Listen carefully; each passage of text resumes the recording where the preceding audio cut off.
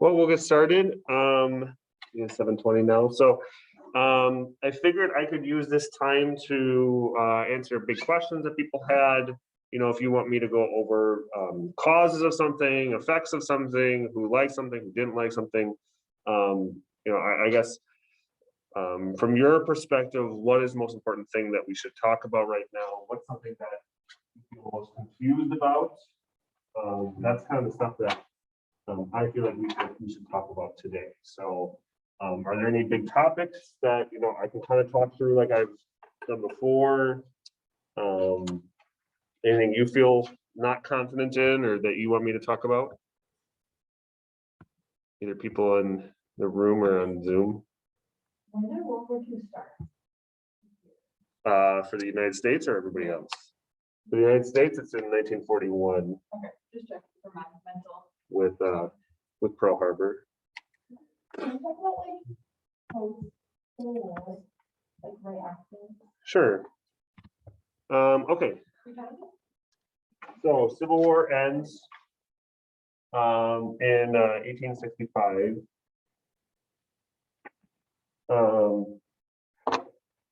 So the major event that comes out of it is Lincoln's assassination, because it leaves this void of leadership. You know, Lincoln had a plan for how to put the country back together, but it wasn't a very concrete, written out plan yet presented to the country. And so coming out of the war, the questions of how are we going to put this country back together? What do we do with the South is really going to be paramount in the question of Reconstruction. And so for Reconstruction, we're going to have the radical Republicans versus Andrew Johnson. Okay.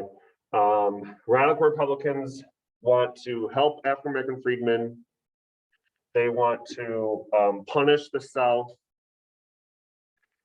Johnson wants to punish the leaders of the South, but he doesn't want to help the African American freedmen. And so they fight over power. Radical Republicans are debating a lot and negotiating a lot in Congress to figure out a plan of what it should look like. You know, how intense should they be? How punishing should they be? And while they're debating, Johnson has control. And Johnson does some things that will be bad for the Southern leaders. Like he'll initially say, like, I'm not going to forgive any of the Southern leaders. But then, not very long afterwards, he starts forgiving everybody. And he starts vetoing laws like the Civil Rights Act and the Freedmen's Bureau Act.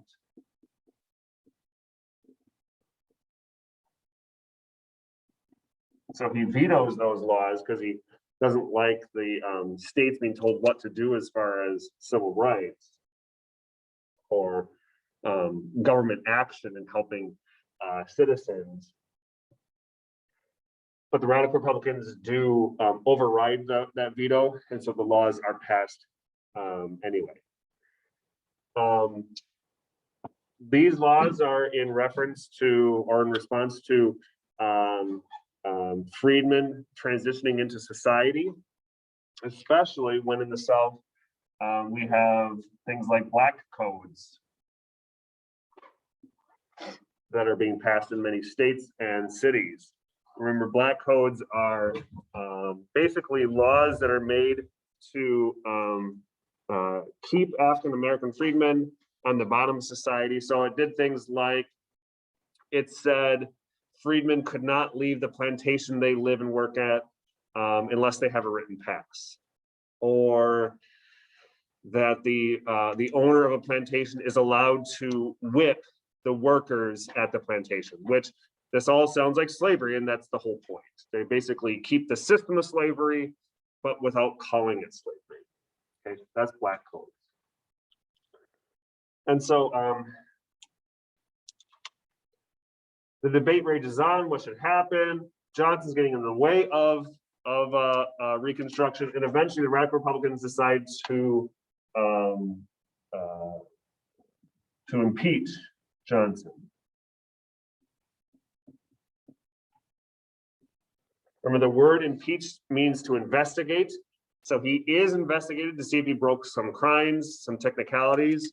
Really, the reason why they're doing it is because he's getting in the way of Reconstruction. However, he's not convicted, meaning he's not kicked out of office by one vote. But Johnson pretty much knows he's not going to have any more power, so he doesn't put up a fight anymore. Instead, later that year, we have President Grant take office. President Grant gets a kind of mixed bag of results. He does do a lot as far as making sure the armies down in the South taking out the KKK through things like the Enforcement Acts. But it's just he didn't want to take that extra step to transition society like the Radical Republicans did. And so we have things like the KKK gaining power. We have what are called Redeemer governments. Those are when old plantation owners, old Civil War generals, after the war, they aren't given their citizenship back right away. Like they can't vote, they can't become politicians. But very quickly, they are given their citizenship back. They're able to go and become politicians in Congress. And so they redeem means to like get something that you lost. So in their eyes, they redeemed, they got back the governments. These white plantation owners, old generals, took power away from African Americans by making it harder to vote through things like literacy tests.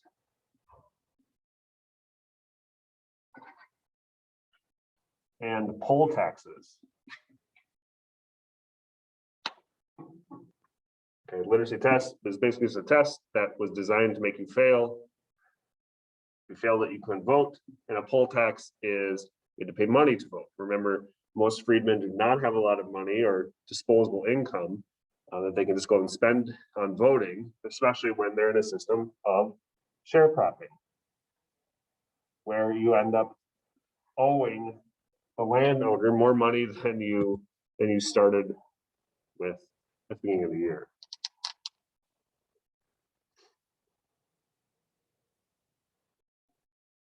And so this all ends with the election of 1876 and the compromise of 1877. And whenever there's a compromise, there's always one side gets something, the other side gets something. The North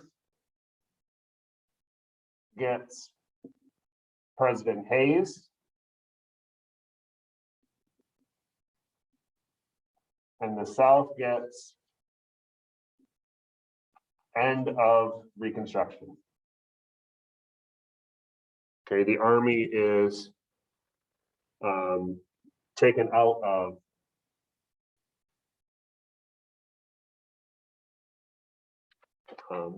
the South.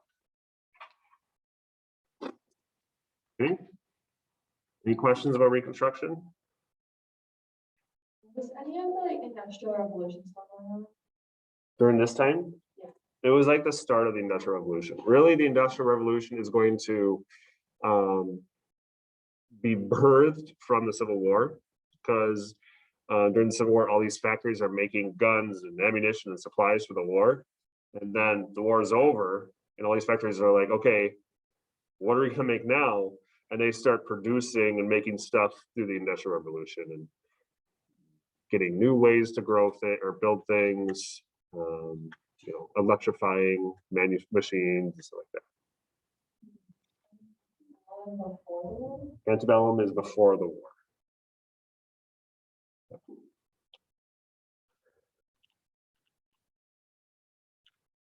Could you go over Reconstruction a little? Well, this is all Reconstruction. Do you have a question about Reconstruction? He did, okay.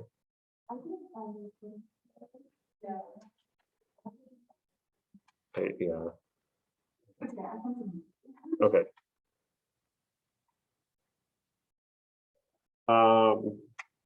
Any other specific questions about Reconstruction, like beyond this, or is there another topic you guys want to talk about? Is there like any like big laws and like examples, like you probably need the short answer from like either this or like later? I don't know. For this?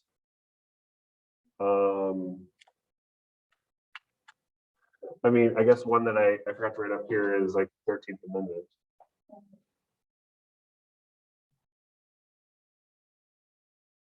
The 13th, 14th, and 15th are the Reconstruction Amendments. What was the 13th again? Yep, so freedom, to end slavery. 14th, citizenship, yeah. So anyone born in the United States has citizenship rights. And 15th, voting rights. And the way you can remember it is free citizens vote. It creates a sentence, free citizens vote.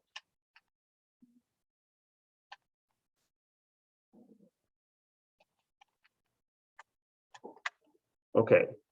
Any other topics? Like, how about the causes of this? Or how about the effects of that? Or... What was kind of the order of the wars? Like I know it was 1900 wars. So we have World War I, World War II, Korea, Vietnam, Persian Gulf War.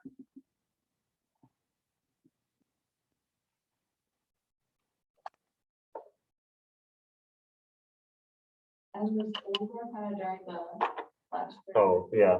I mean, Cold War is really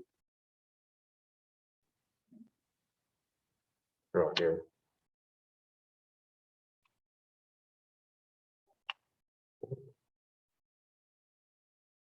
What else?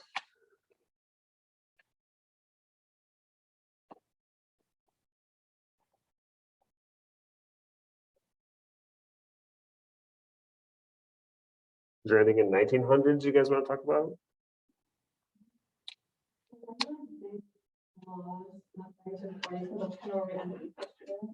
So 30s and 40s.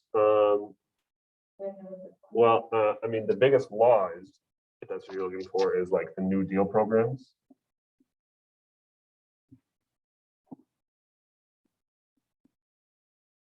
Those are the biggest laws.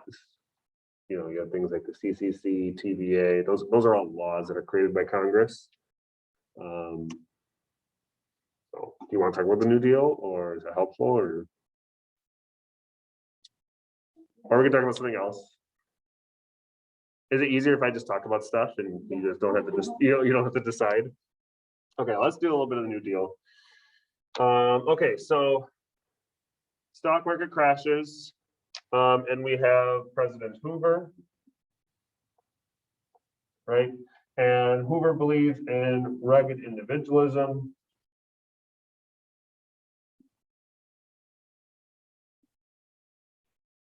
Which basically means they don't believe in the government assisting the public. That the public should either rely on themselves or the charity of others to improve their lives. Which, I mean, so far, the federal government really doesn't do very much stuff like for individual people. Really, the only times that they've done this in the past is with Reconstruction and the Freedmen Bureau, or the Civil Rights Act. But it's too little too late. Hoover's plan is not fixing the Great Depression. And so in 1932, they of course elect FDR. and FDR's New Deal. And it really is going to change the government and how it works. So, for the New Deal, there's different types of programs. I don't really like how the different types are organized. But one way that you can see that, or at least that I like to talk about it, is like what fixes the system, what gives people jobs, and here, system now. Let's see. Let's do system and jobs. So what fixes the system and what just gives people jobs? So you have things like the CCC. If there's one New Deal program to know, it might be the CCC. That's the one that gives young men jobs to go and work out in conservation and planting trees and stuff.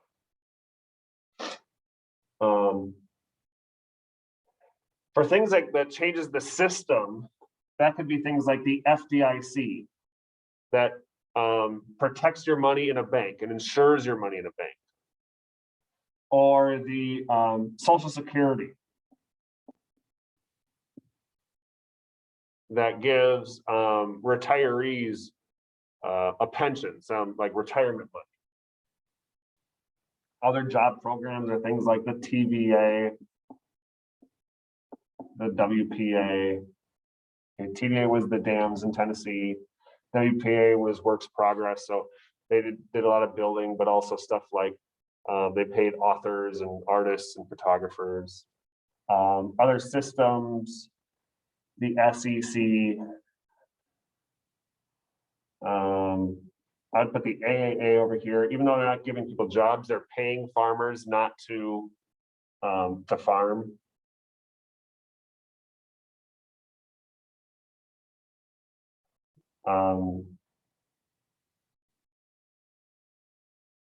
Yeah, those are the big ones. I would say if you knew those, what was that, 7 programs, like you could write a lot about the New Deal.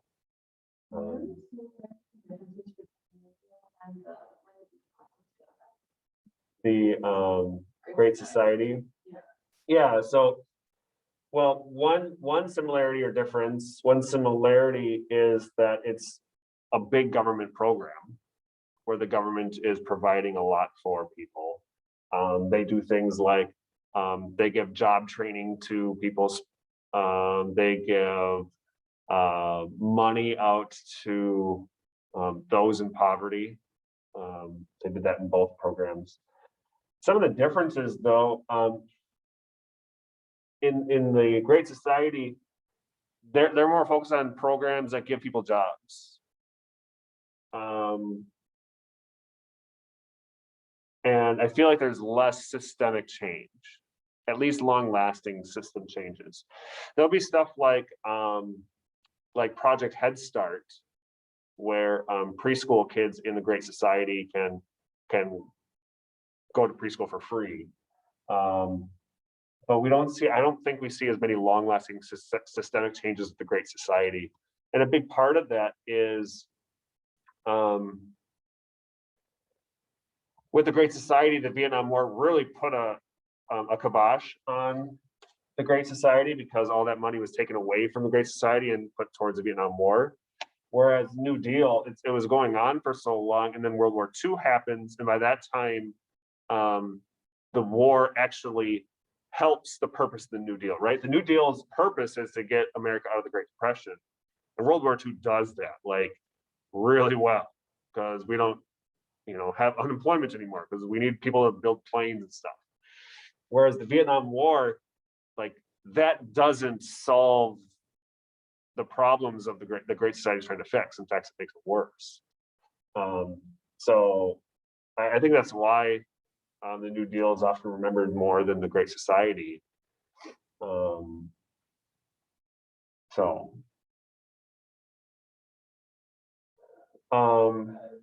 Other things about the New Deal, we have the Supreme Court. Remember, they're more conservative in the early part of this decade. And so they'll strike down policies like the AAA and the NRA. And what's FDR's solution for this? What's he say? Okay, I could do this and yeah, court packing.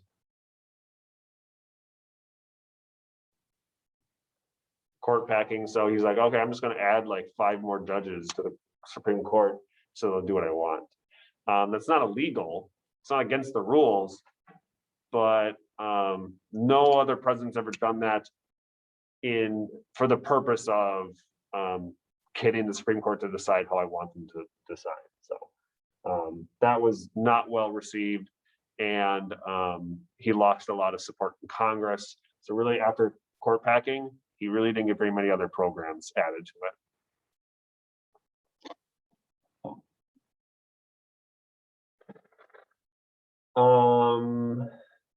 Yeah, okay. Any other questions about New Deal? There's other things you can talk about too, like the Share Our Wealth program from who did that? Governor of Louisiana. Huey Long. Yeah, Huey Long, he had the Share Our Wealth program, which said like basically, if you make more than $1 million, we're going to tax you. You don't need to have more than $1 million a year. So that's like redistributing wealth.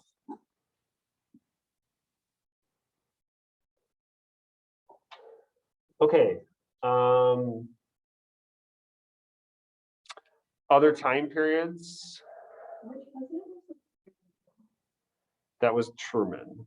And we really don't remember Truman's Fair Deal because like it comes off the New Deal after the war, and it doesn't really work. Like they don't really pass very many of the policies. Like he wants to increase minimum wage. He wants to add a whole bunch of programs. He was able to do some things like national public housing. So there's more public housing in the 40s and 50s. But really beyond that, not much of his proposals actually passed. So that's why we don't really talk about the Fair Deal that much.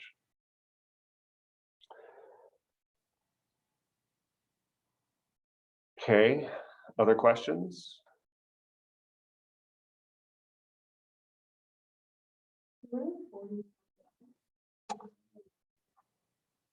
It's this guy.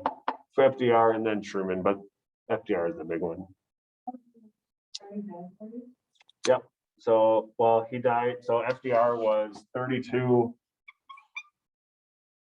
to 45. Yeah, so a long time, 13 years. And then Truman comes into office, and in 1948, he runs for office and wins. So Truman's from 48 or from 45 to 52.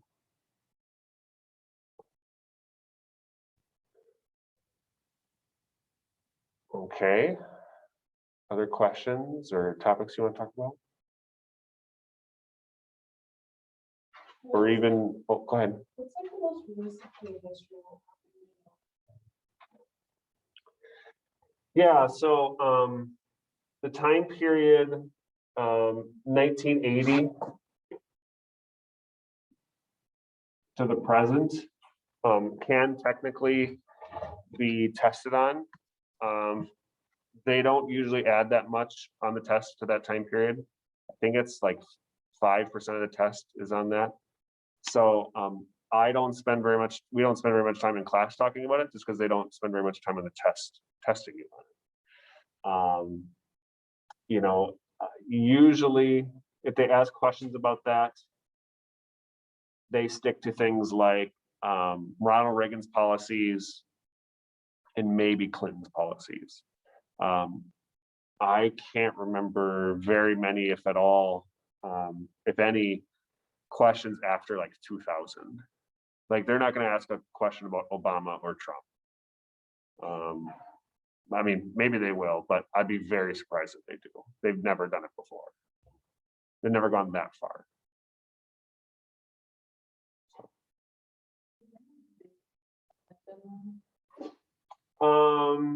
For Clinton, I would say for Clinton,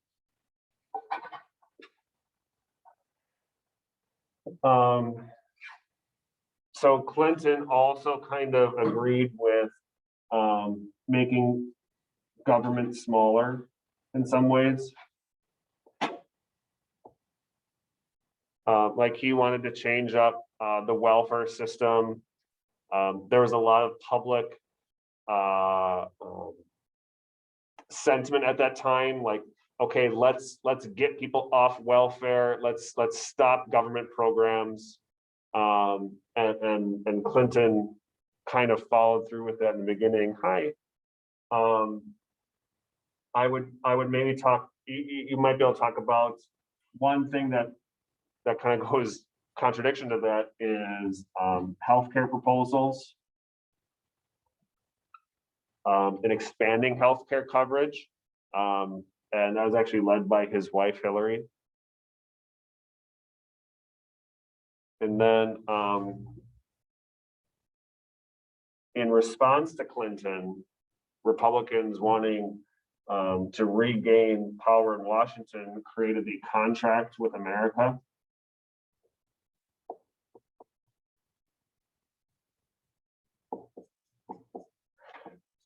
Where basically they said, like, okay, here's what we want to do. We want to make government smaller. We want to lower taxes. And that contract really resonated with Americans. And that midterm, they won a lot of seats in office. Let's see. And then there's his impeachment.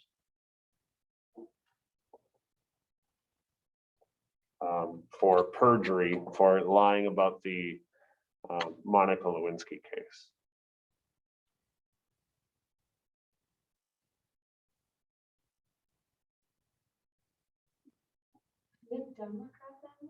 Clinton was a Democrat.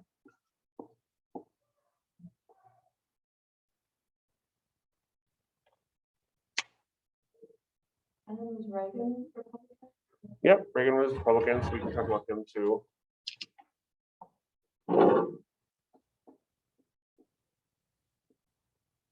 Okay, Reagan also wanted small government.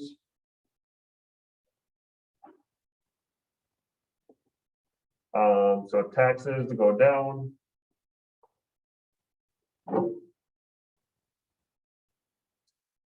Spending on welfare programs to go down. So like money for the poor, money for food stamps, stuff like that.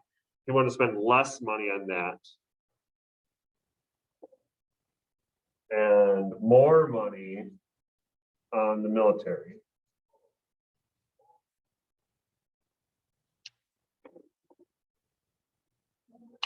So taxes go down, then you don't have to spend much money on welfare, but they're going to spend way more money in the military.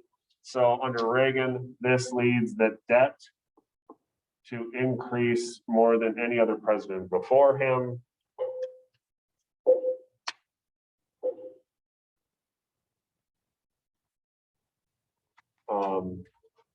Yeah, this taxes going down, that's called supply side economics, or otherwise known as Reaganomics. Basically, you lower taxes, especially on the rich and businesses. And the idea is that those businesses and rich people would reinvest in the stock market and in hiring new workers. That's called trickle-down economics. But it's very controversial if that actually happens or not. I think there was just a recent study, long-term study, that showed trickle-down economics doesn't actually work in practice, but it's a theory / belief of many people. So That's Reagan. Any questions? Now it's 7:50. Is there any like major similarities between Reagan and Nixon that I like? Reagan and Nixon. They're both Republicans. They both don't really care about welfare. I can't remember Nixon's tax policy. I think Nixon wanted lower taxes too. But they probably wouldn't ask you to compare them. What year is Nixon? Nixon is 68 to 74. I think it's 74. Okay, 7:50 everyone. If you have any questions, let me know. I will be hosting a review session today after school. So thanks everybody on